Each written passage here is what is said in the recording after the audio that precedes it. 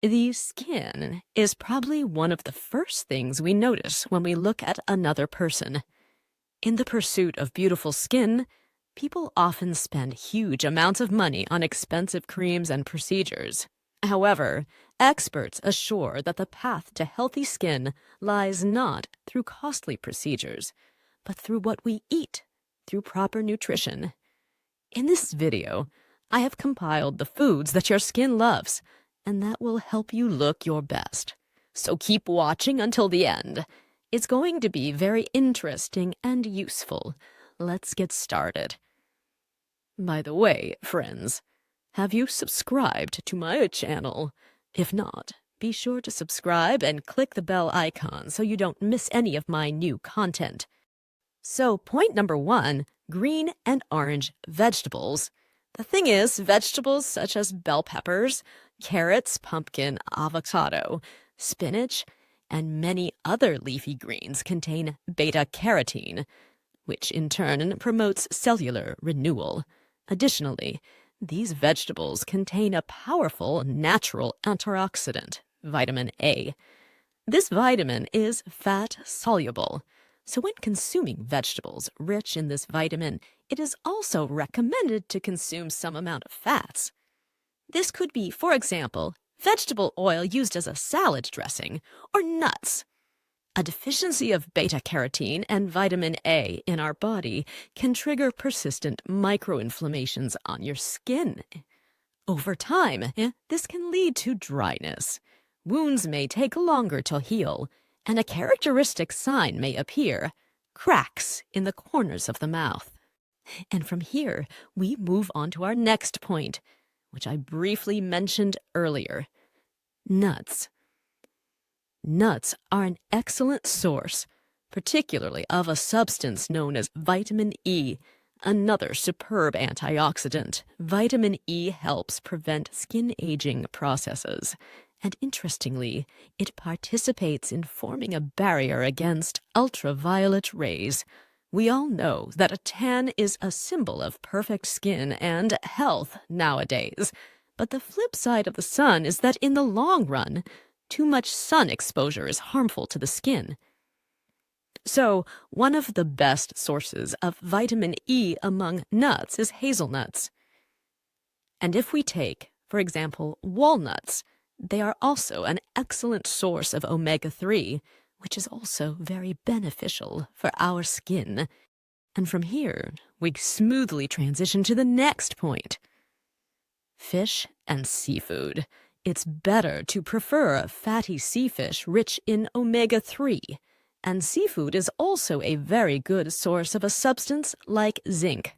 Zinc and omega-3 are extremely necessary for the regeneration processes of our skin and the restoration of collagen fibers. Additionally, fish and seafood are excellent prevention for atherosclerosis. It has long been noted that adherents of a marine diet are less likely to suffer from atherosclerosis, precisely because their diet includes leafy vegetables, walnuts, and fish with seafood.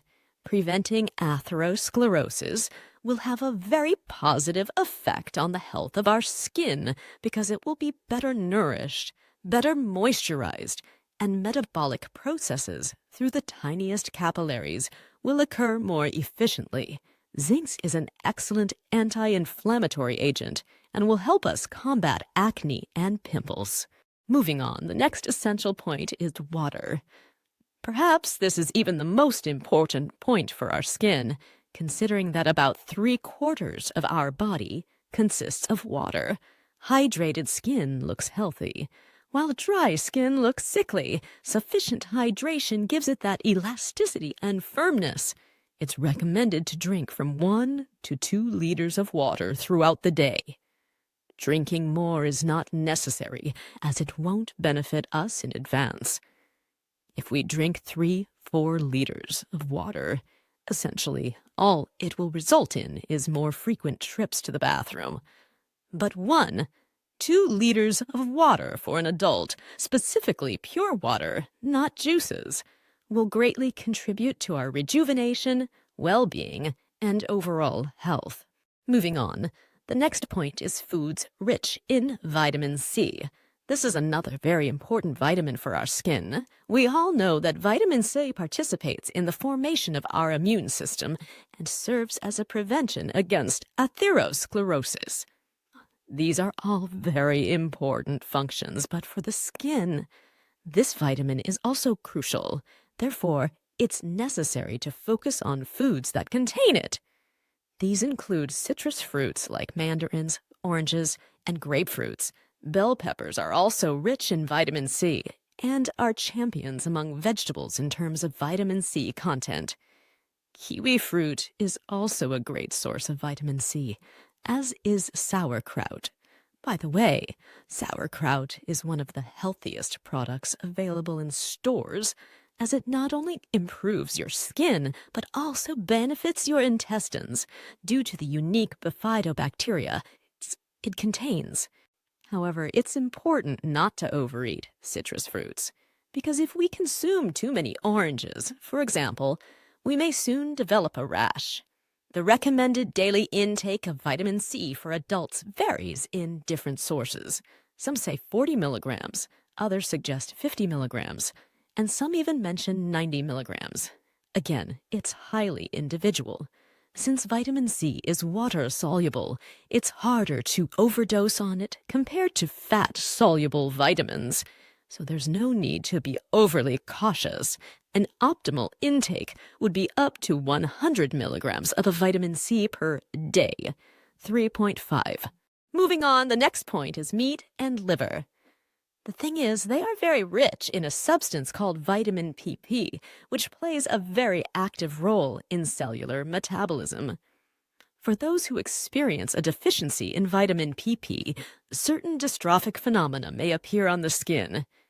It may become flaky, dry, and even inflamed at times. There are also other sources of vitamin PP, such as brewer's yeast. However, I wouldn't recommend relying too heavily on beer, of course. A safer option would be mushrooms. Moving on, the next point is leafy vegetables and cabbage. I briefly mentioned earlier that sauerkraut is rich in vitamin C and beneficial bifidobacteria, but it also contains vitamin K.